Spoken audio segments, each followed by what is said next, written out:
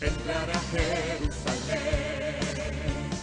Me alegré al poder oír, ven a la casa de Dios. Es muy importante porque esas notas ustedes van a poder repasar y el Señor le va a seguir hablando. Amén. Así, con su Biblia en su mano, vamos a dar comienzo a esta séptima puerta de Jerusalén, que es la puerta de las aguas. La puerta de las aguas. Y vamos a abrir nuestras Biblias en Nehemías capítulo 3, verso 26. Nehemías capítulo 3, verso 26, que dice así la palabra del Señor. Y los sirvientes del templo que habitaban en Ofel restauraron hasta enfrente de la puerta de las aguas al oriente y la torre que sobresalía. Padre, en el nombre de Jesús, delante de tu presencia, te damos gracias, gloria y honra, y te pedimos, Señor, que en esta noche tu palabra se nos sea revelada. Que tu palabra, Señor, venga, Señor, a traer un avivamiento real a nuestra vida. Que tu palabra, Señor, que es fiel y verdadera, venga a transformarnos, venga a cumplir su propósito. Porque dice tu palabra, Señor, que tú no la enviarías para que no hiciese nada, sino que la enviarías para que hiciese conforme a tu voluntad. Y aquí estamos, Señor, abriendo nuestro corazón a ella, para que verdaderamente hoy haya un cambio radical en nuestras vidas. Oro por mi vida y por la vida de mis hermanos, para que tú hagas conforme a tu voluntad. En el nombre de Jesús.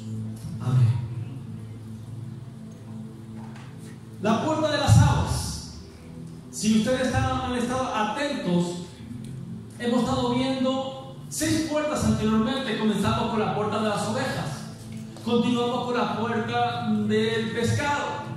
Después venimos a ver la puerta vieja, la puerta del valle, la puerta del muladar. Y la semana pasada estuvimos viendo la puerta de la fuente, correcto. Hoy vamos a ver la fuente de las aguas.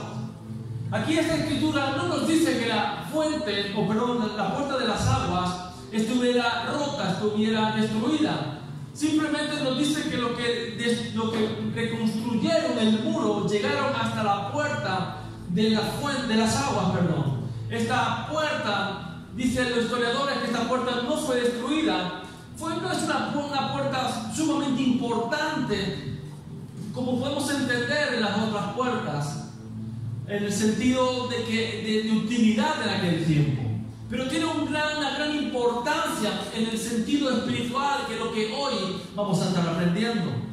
Dice que los sirvientes del templo que habitaban en Ofel era un valle, o era una aldea que estaba en un valle cerca del valle de Cedrón, que ya estuvimos viendo hace unas semanas atrás.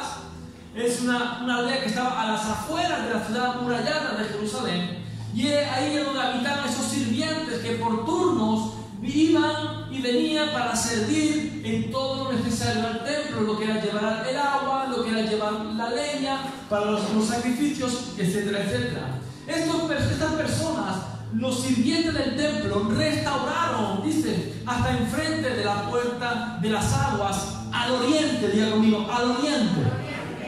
Y esta palabra al oriente nos habla mucho, porque cuando vayamos desarrollando la palabra, ustedes van a entender por qué era importante que esta puerta estuviera al oriente y qué significado tiene para nuestras vidas. Dice que estas personas, los sirvientes del templo, eran los que ayudaban, los que servían, los que traían el agua y traían la leña. Esto lo podemos ver en Josué capítulo 9, versículo 1 al 27. Usted lo va a tomar nota y usted lo va a leer en casa. Pero estos sirvientes, ¿han escuchado la historia de los gabaonitas? Los gabaonitas era un pueblo en el cual, cuando Josué introdujo al pueblo de Israel dentro de la tierra de Canaán, dentro de la tierra prometida, y comenzaron a conquistar Jericó, y comenzaron a conquistar Jai, y comenzaron a conquistar territorios, este pueblo vino a presentarse delante de Josué. Y este pueblo vino vino con harapos, con ropas viejas, rotas, con pan mohoso, diciendo que venían de tierras lejanas porque habían escuchado hablar de cuán grandes maravillas Dios había hecho con Israel, cuántas grandes victorias le había dado en el desierto y aún dentro de la tierra prometida. Y ellos vinieron para hacer pacto, ellos vinieron para que tuvieran misericordia y no fueran destruidos, y ellos querían ser siervos de ellos. Ellos dijeron: mira cómo venimos de tan lejos, cómo están nuestras ropas, eran nuevas cuando salimos de nuestra tierra. Mira este pan, era recién cocido cuando salimos de nuestras casas y hoy están llenas de moho. Y Josué hizo pacto diciéndole que no iba a destruir esa tierra, esa aldea, ese poblado, esa población.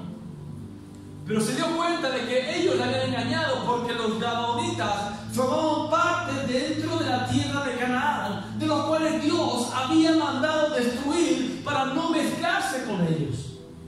Pero a causa del pacto, Josué no pudo derrotarlo. Él dio una palabra, él hizo una promesa, hizo un pacto con el pueblo del Gabaón. Por tanto, él no pudo destruir, pero sí que los sometió para que ellos sirvieran en el tabernáculo y en el templo donde Dios pusiese su nombre. Esto lo encontramos en Josué capítulo 9, verso 27, que dice: y Josué los destinó aquel día a ser leñadores y aguadores para la congregación y para el altar de Jehová en el lugar que Jehová eligiese, lo que son hasta hoy.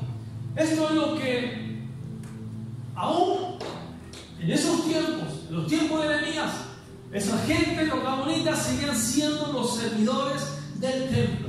Esta puerta permanecía cerrada casi todo el año. Solamente se abría para las fiestas bíblicas, sobre todo para la última fiesta, que es la fiesta del otoño. La última fiesta es la fiesta de los tabernáculos. Y la fiesta de los tabernáculos había un momento donde los sacerdotes hacían como una procesión, como una ceremonia, en el cual ellos iban a la puerta de la fuente que vimos la semana pasada. ¿Cuántos se acuerdan? En la puerta de la fuente estaba el estanque de Siloé. Entonces ellos entraban por la puerta de la fuente, tomaban agua del estanque de Siloé y volvían hacia el templo, en dirección al templo, pasando por la puerta de la fuente. Es en ese momento, en este día tan especial, el último día de la fiesta de los tabernáculos, es cuando Jesús dijo en Juan 7, 37 y 38: si alguno tiene sed, venga a mí y beba. El que cree en mí, como dice la Escritura, de su interior correrán ríos de agua viva. Y el verso 39 continúa diciendo de que eso decía a causa del Espíritu Santo que aún no había venido. En el momento que ellos hacían esa ceremonia del agua, ellos tomaban unas ramas altas, dicen los historiadores, que eran sauces, ramas de sauces. Entonces ellos, cuando iban caminando, haciendo esa procesión, esa ceremonia, iban caminando y esas ramas hacían un ruido como de aire.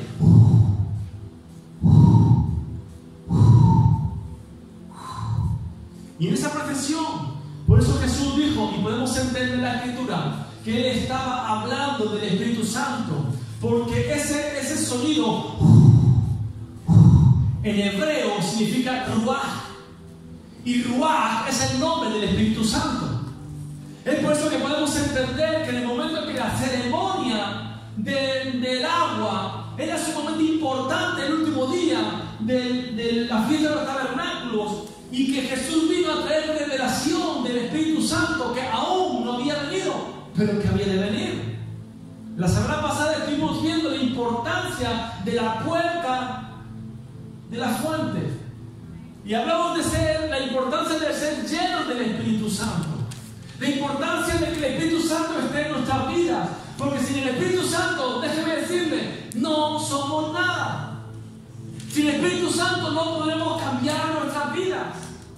Y hoy la puerta del agua que venimos a hablar tiene referencia con la palabra del Señor. Cuando usted encuentre en la Biblia que se habla de agua, tiene varios significados. Uno, puede ser la presencia del Espíritu Santo. La presencia del Espíritu Santo sobre las aguas. También podemos entender que la referencia de las aguas en la Biblia habla de la palabra del Señor y también habla acerca del bautismo. Amén. Entonces, para entender un poquito el contexto histórico y cultural de Israel en aquel tiempo, alrededor del templo había lo que se conoce como mikvah. ¿Qué son los mikvah? Mikvah son como, vamos a llamarlo piscinas. Se puede llamar piscinas, son balnearios, ¿no? Bañeras. ¿Se puede decir bañeras? Sí. Son como bañeras, son baños donde la gente se lavaba, se purificaba para poder después presentar ofrendas al Señor. Por eso cuando un leproso era sanado por Jesús, ¿qué le decía? Preséntate al sacerdote y cumple conforme dice la ley. Purifícate y entrega unos animales para el sacrificio. Ellos tenían que irse antes de presentarse al sacerdote, bañarse en los mikvah y después presentarse al sacerdote con el sacrificio. Esos mikvah que estaban alrededor del templo de Jerusalén.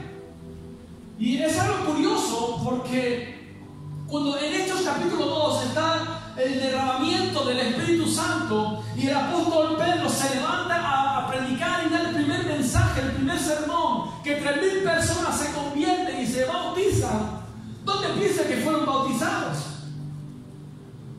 Hoy históricamente, arquitectónicamente, no se puede comprobar que hubiesen tantos, pero sí que aún hay mikvah, hay esos baños donde la gente fueron bautizados, fueron purificados. Lo que ellos llaman la purificación, ahí fueron bautizados cuando creyeron en el Señor Jesús como su Salvador, su Redentor. Por tanto, cuando encontramos en la palabra, la palabra, para la redundancia, agua, habla de bautismo. ¿Qué es el bautismo? El bautismo significa inmersión, significa estar recubierto completamente de un líquido. Inmersión significa sumergirse en un líquido para cubrirse totalmente. El bautismo no es tomar un poco de agua y echarlo sobre la cabeza como nos tienen acostumbrados. Eso no es el bautizo. En la verdadera palabra bautizo deriva del griego baptizo, que significa inmersión. Por tanto, cuando encontramos esa palabra de agua y esta puerta de agua, se hace referencia al bautismo en las aguas. Aquellos que hemos pasado por la puerta de las ovejas, aquellos que hemos aceptado a Cristo Jesús como nuestro Señor y Salvador, hemos pasado por la restauración de la puerta del pescado y hemos testificado de cuán grandes cosas, maravillas Dios ha hecho en nuestras vidas. Cuando hemos pasado por la puerta vieja, hemos dejado cosas atrás, hemos dejado nuestro viejo hombre atrás, hemos pasado por la puerta del valle, donde hemos pasado dificultades, hemos estado en momentos de montes y también hemos pasado por tiempos de valles, pero también hemos sido restaurados en la puerta de la fuente, donde realmente el Espíritu Santo ha comenzado a obrar para limpiar todo aquello que pasaba por la puerta del muladar, dejando toda porquería de nuestra vida, dejando toda impureza, dejando toda amargura, dejando toda ofensa. Hemos sido regenerados, hemos sido limpiados por el Espíritu Santo de Dios. Y qué hermoso y qué bueno es poder pasar por una fase siguiente a después de nuestra confesión de fe pública de que nosotros creemos en Cristo Jesús. El bautizo no es otra cosa, y fíjense, pero no es otra cosa, pero es una de las más importantes dentro de la vida del creyente. El pasar por el bautismo es una demostración pública, una demostración externa de lo que Dios ha hecho en nuestro interior. Es la determinación de cambiar de vida. Por eso el bautismo no es una emoción. El bautismo es una convicción de que realmente Dios está en mi vida, de que Dios ha cambiado mi vida y que yo estoy dispuesto a seguir viviendo conforme a la palabra del Señor y no conforme a los deseos de mi carne. Es sumamente importante que entendamos el bautismo como parte de nuestra vida cristiana. Alguien que no ha sido bautizado aún debería estar pensando en bautizarse si realmente usted tiene a Jesús como su Señor y su Salvador, si realmente usted está convencido de que Dios ha hecho en su vida algo poderoso. Si usted está pensando, es que no sé si bautizarme, déjeme decirle que usted no está convencido de su salvación, de que usted no está convencido de que Jesús realmente sea su Señor, y que desgraciadamente usted no quiere abandonar su vida vieja, usted no quiere abandonar su vida de pecado, porque bautizarse es una determinación. Diga que tiene a su lado, determinación a cambiar de vida y a vivir conforme a la palabra del Señor. ¿Que va a tener caídas? Claro que va a tener caídas. Pero eso no le exige de que usted sea cumpliendo la voluntad de Dios. Porque Jesús dijo un mandato en la gran comisión de predicar el Evangelio y de bautizar. Y el bautismo es el sello, escuche, es el sello que garantiza nuestra salvación. En la palabra encontramos ejemplos de personas que se bautizaron de inmediato en el momento que escucharon la palabra, creyeron en el Mesías como su Señor y Salvador, creyó de que Dios Padre lo levantó al tercer día de los muertos, enseguida se bautizaron. Encontramos el ejemplo del hombre, del malhechor que estaba en la cruz. Él no hizo ningún seminario, él simplemente creyó en Jesús. No fue bautizado, pero sabemos por la palabra que Él es salvo y que está en la gloria del Padre. Pero también encontramos en la palabra que aquellos que creyeron tuvieron la convicción y la determinación de bautizarse. Y todos aquellos que estamos en los caminos del Señor y aquellos que no han sido bautizados, escuchen, comiencen a pensar si realmente su conversión ha sido verdadera o no.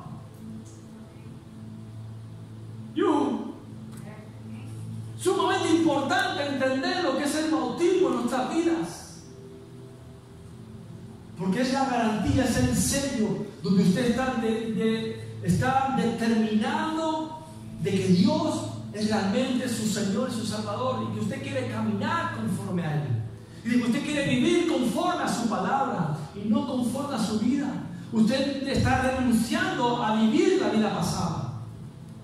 Por eso pasamos por la puerta vieja, para restaurarla y dejar nuestro viejo hombre de pecado y determinarnos a caminar conforme a la palabra del Señor. ¿Cuánto están entendiendo? Eso es algo que tenemos que entender. Pero la palabra agua también en las Escrituras se refiere a la palabra del Señor, a la palabra del Señor. Cuando usted encuentre agua en las Escrituras, tiene el símbolo de lo que es la palabra de Dios en las Escrituras. Encontramos algo sumamente importante dentro de las Escrituras, porque dice en Efesios capítulo 5, versos 25 al 27, Efesios capítulo 5, versículos 25 al 27, Jesús está haciendo una alegoría acerca de lo que es el matrimonio, comparándolo con la iglesia del Señor. Y dice así: maridos, amad a vuestras mujeres, así como Cristo amó a la iglesia y se entregó a sí mismo por ella. ¿Dónde están los maridos? ¿Están amando a sus esposas como Cristo amó a la iglesia? Esposa, ¿eso es verdad?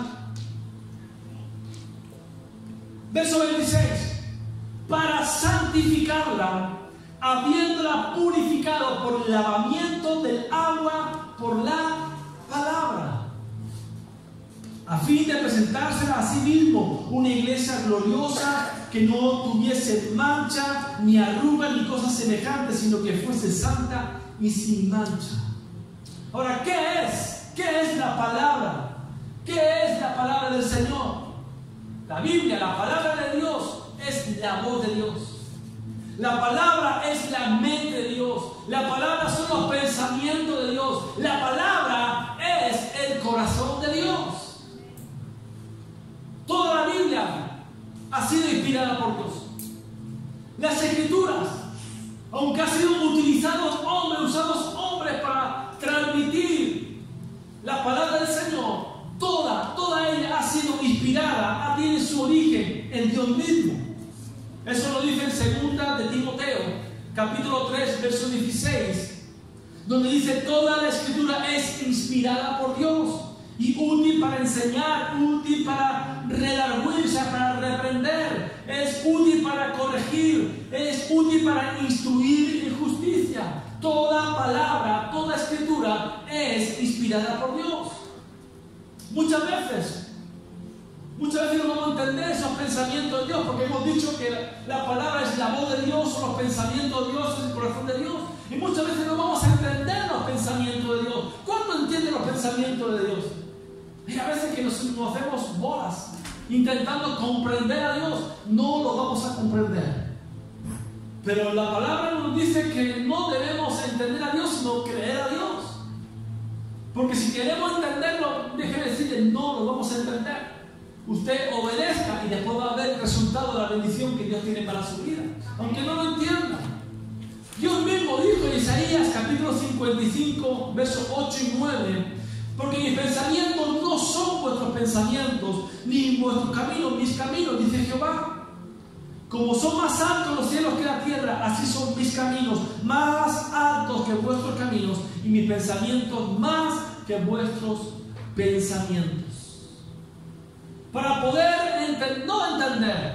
para poder creer en los pensamientos de Dios, en la palabra de Dios, vamos a requerir de fe. Por eso la palabra nos dice en Romanos 10:17 que la fe viene por el oír, y el oír la palabra de Dios. Ahora, ¿usted quiere fe? Lea la palabra del Señor. ¿Cuánto quiere ser probado en la fe? ¿Le vuelvo a orar otra vez? ¿Cuánto quiere ser probado en la fe? Mejor no. Diga conmigo la palabra del Señor. La puerta de la fuente, pero la puerta de las aguas debe ser restaurada en nuestras vidas. Y tiene que ver con restaurar la lectura de la palabra en nosotros y la acción de la palabra en nuestras vidas. Hay tantos beneficios que encontramos en la palabra del Señor que estaríamos aquí horas y horas. Le recomiendo que se lea y medite en el Salmo 119. Es el salmo más largo de toda la Biblia, pero es el salmo que instruye, que nos enseña los grandes beneficios que tiene la palabra del Señor. Yo simplemente les voy a decir 10 de los beneficios, de los tantos y tantos que hay en la palabra del Señor. El primer beneficio que encontramos de la palabra, como ya dijimos anteriormente, es que la palabra nos limpia. La palabra nos limpia. En Juan capítulo 15, versículo 1 al 3, vamos a ver el versículo 3 que dice así: ya vosotros estáis limpios por la palabra que yo os he hablado. Por tanto, la palabra nos limpia. ¿Por qué? Porque la palabra, cada vez que nosotros tomamos la Biblia y comenzamos a vernos reflejados en él, estamos viendo cosas en nuestra vida, estamos viendo impurezas que no están correctas. La palabra dice que es inspirada por Dios y sirve para redarguir, sirve para confrontarnos, sirve para que podamos ver nuestra vida que no está caminando acorde, sirve para ver que nuestra vida no está en línea con la palabra del Señor. Es cuando usted toma un espejo y usted se queda mirando en el espejo, y usted quizás pueda verse que el flequillo no está bien, como el mismo ahora el mío, este listo que está hablando. Pero usted puede ver algo que no está bien. La palabra es así. La palabra es un espejo para nuestra vida. Por tanto, la palabra, con el momento que nosotros vemos que no estamos en línea y la comenzamos a corregir nuestros actos, comenzamos a corregir nuestras maneras de pensar, nuestra manera de actuar, la palabra comienza a limpiarnos. Es más, la palabra comienza a confrontarnos al ver que realmente hay amargura en nuestras vidas. Hay falta de perdón en nuestras vidas. Hay mucha porquería. Hay mucha basura, como estuvimos hablando hace un par de semanas atrás con la puerta del muladar.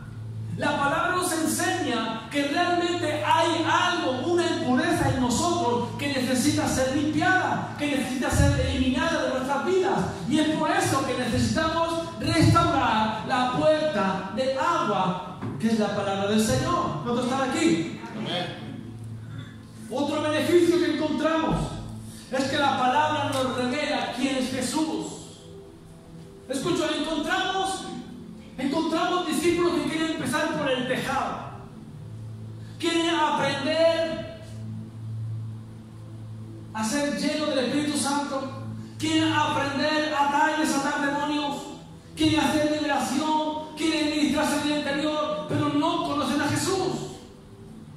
En este tiempo que hemos estado en confinamiento,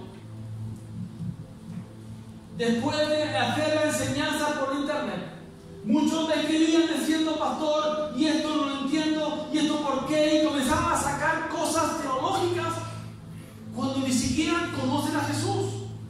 Y la respuesta siempre fue la misma. Yo les daba la explicación que yo quería, pero siempre terminábamos diciendo: usted lea los evangelios, conozcan a Jesús. ¿Por qué? Porque eran nuevos convertidos. Entonces no conocen a Jesús y ya quieren conocer lo que va a pasar en Apocalipsis, lo que va a pasar en el último tiempo. Enamórese de Jesús y va a conocer realmente el mundo espiritual. Porque cuando más conozcas a Jesús, que es la luz, más vas a saber distinguir las tinieblas. ¿Cuántos están aquí?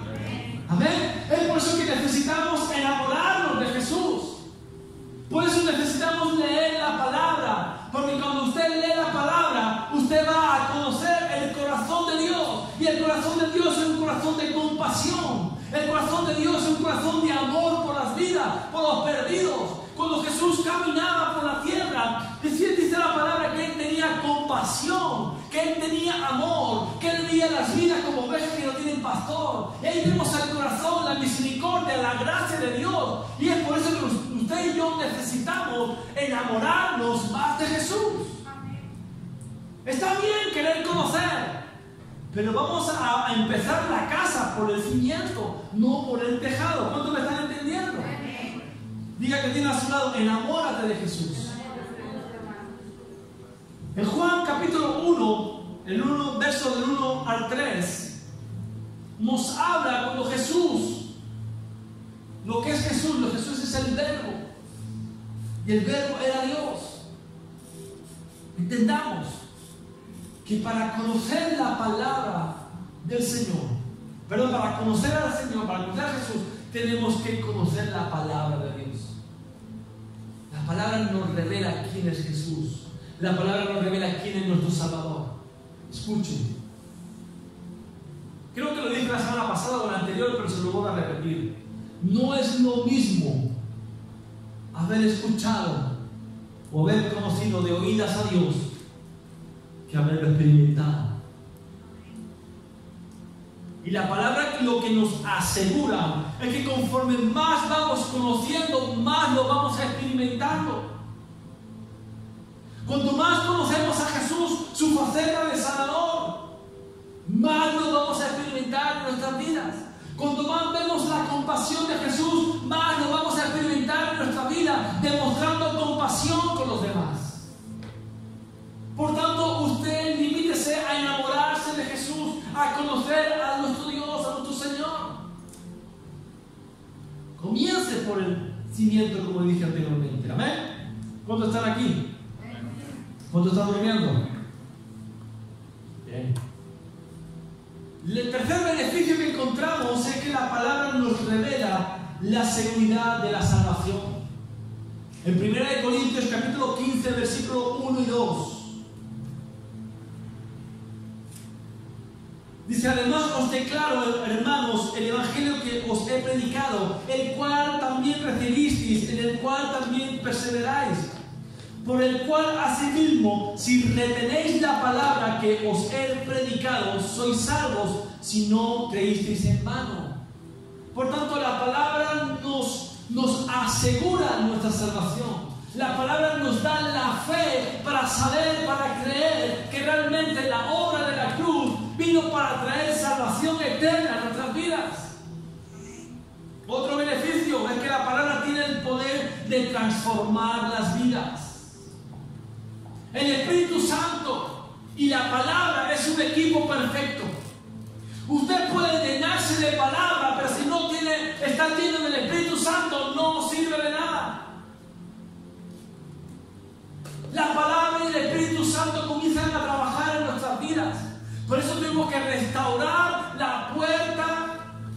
fuente del Espíritu Santo, ser lleno del Espíritu Santo para que la palabra comience a obrar en nosotros.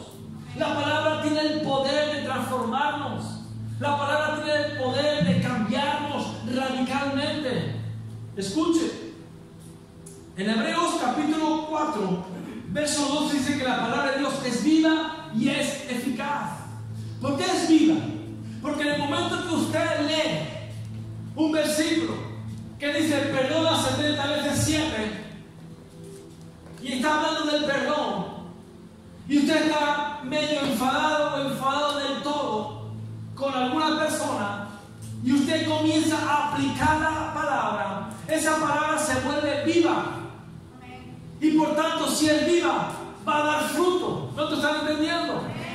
Es por eso que la palabra es viva y es eficaz, porque en el momento que lo pones en práctica, comienzas a ver los resultados en tu vida. Mucha gente se sabe la palabra de arriba a abajo, derecha a izquierda, gloria a Dios. Pero la palabra, sin el Espíritu Santo, poco va a hacer.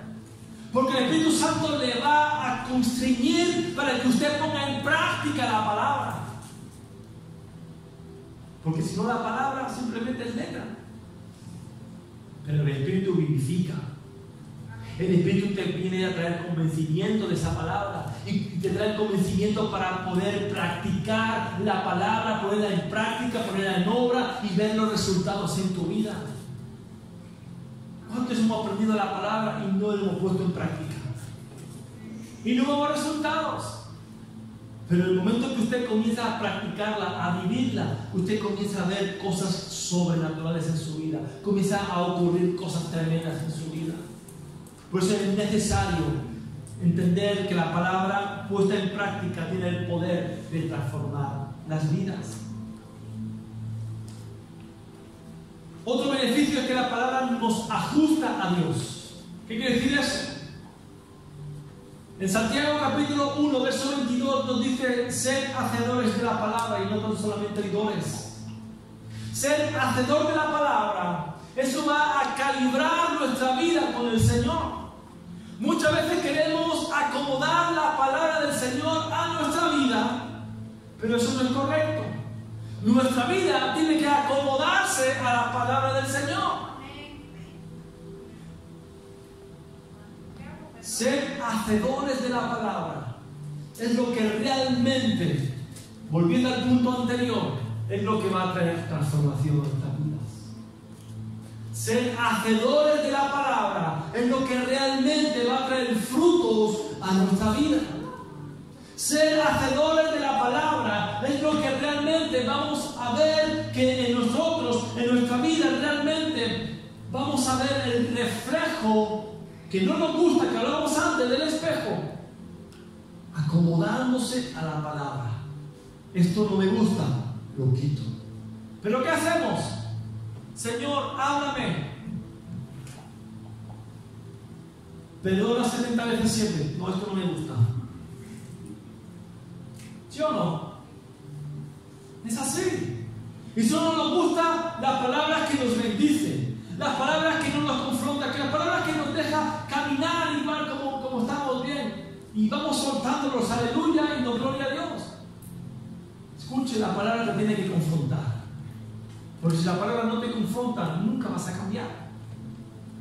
La palabra que te confronta es la que realmente va a traer cambio, transformación a tu vida. Y vas a vivir una vida ajustada a Dios. Una vida ajustada a la palabra y no la palabra ajustada a ti. Hay tantas cosas que tenemos que cambiar. Hay todavía impurezas, basura, que todavía de la puerta del muladar quedaron. Y necesitamos pasar por la fuente y por las aguas. ¿Cuántos están aquí? Amén. La palabra, otro beneficio es que la palabra, o permanecer en la palabra, nos asegura respuestas a nuestras oraciones. Orar conforme a la palabra nos asegura esas respuestas. La palabra nos asegura esas respuestas a las oraciones que usted tanto tiempo lleva. Juan capítulo 15, verso 7. Dice: si permanecéis en mí y mis palabras permanece en vosotros, pedid todo lo que queráis. ¿Qué es lo que dice? Pedid todo. ¿Qué es lo que estás pidiendo? ¿O qué es lo que estás deseando? ¿Qué estás anhelando? Que esté acorde a los principios de la palabra del Señor. ¿Por qué aún no has recibido lo que estás pidiendo? Porque no permanecemos en Él y la palabra no permanece en nosotros. Y cuando habla de permanecer, habla de vivir. No es que toda la palabra la leo y ya está. No, permanecer es que la palabra está en mí y constantemente estoy meditando, estoy pensando, la estoy masticando, la estoy orando, la estoy clamando al Señor, la estoy reclamando. Señor, tu palabra dice esto de mí, tu palabra dice que todo lo que pidamos en tu nombre nos será hecho. Todo lo que pidamos dice que si permanecemos en Él y Él en nosotros, todo lo que pidamos al Padre nos será hecho. Pues ahí tiene uno de los secretos, uno de los misterios del reino. Porque usted no obtiene lo que está deseando. Porque necesita restaurar la puerta del agua, que es la palabra del Señor en su vida. ¿Cuántos están aquí? Amén. ¿Cuántos están durmiendo? Dígame. Aleluya. Otro beneficio es obedecer la palabra, es ser amado por Dios. ¿Qué beneficio más hermoso? Obedecer la palabra es ser amado por Dios. Juan 14:21 dice: el que tiene mis mandamientos y los guarda, ese es el que me ama. Y el que me ama será amado por mi Padre, y yo le amaré y me manifestaré a él. ¡Qué cosa más tremenda! Si nosotros guardamos, tenemos sus mandamientos, vivimos en su palabra, nos asegura que Él nos ama. Pero lo más precioso de este versículo es que dice que Él se va a manifestar en nuestras vidas. ¿Cuántos quieren que Dios se le manifieste en sus vidas? Mantente la palabra, viva la palabra. Dile que tiene a su lado: vive la palabra. Amén. Otro beneficio: la palabra cumple la voluntad de Dios en nuestra vida. La palabra de Dios cumple la voluntad de Dios en nuestra vida. En Isaías 55, versos 10 y 11 dice: porque como desciende de los cielos la lluvia y la nieve, y no vuelve allá, sino que riega la tierra y la hace germinar y producir, y da semilla al que siembra y pan al que come, así será mi palabra que sale de mi boca, no volverá a mí vacía, sino que hará lo que yo quiero y será prosperada en aquello para que la envíe. Qué cosa más hermosa. El momento que nosotros entendemos y comenzamos a declarar la palabra, y la palabra comienza a estar en nosotros, la palabra comienza a hacer vida en nosotros, nuestra vida viene a ser acomodada a la palabra del Señor. Dios dice que toda palabra que ha salido de su boca no volverá a ella vacía, sino que va a cumplir para lo que Él la ha enviado. Si Él ha enviado una palabra sobre tu vida, tenga por seguro que se va a cumplir si usted se mantiene en la palabra. Si usted se mantiene firme en la palabra, si usted toma la palabra, cree la palabra, vive la palabra, usted va a obtener la voluntad de Dios en su vida. ¿Cuántos están entendiendo? Aleluya. Otro beneficio: la palabra es medicina. La palabra es medicina. En Proverbios 4, versos 20 al 22. Hijo mío, está atento a mis palabras, inclina tu oído a mis razones. No se aparten de tus ojos, guárdalas en medio de tu corazón, porque son vida a los que las hallan y medicina a todo su cuerpo. La palabra tiene la virtud de traer sanidad a nuestras vidas. La palabra tiene la virtud de traer sanidad a nuestras emociones. La palabra tiene la virtud de traer sanidad a nuestro cuerpo físico. Dice la palabra, un salmo del rey David: mientras callé, mis huesos envejecieron. El pecado no confesado tiene la virtud de envejecer, de marchitar los huesos, de traer enfermedad, de traer artritis a nuestro cuerpo. Pero la palabra del Señor dice que es medicina y viene a traer sanidad a nuestro cuerpo. La palabra del Señor es medicina que viene a traer sanidad a nuestra alma, sanidad a nuestro espíritu. Amén. Qué importante que nosotros conozcamos la palabra y que restauremos la puerta del agua en nuestras vidas. Y último beneficio, y quiero explicar de tantos que hay, les recuerdo, lean el Salmo 119, que es un salmo sumamente hermoso, mediten en ello. El 10º beneficio es que la palabra nos da la victoria sobre nuestro enemigo, el diablo. La palabra nos da la victoria.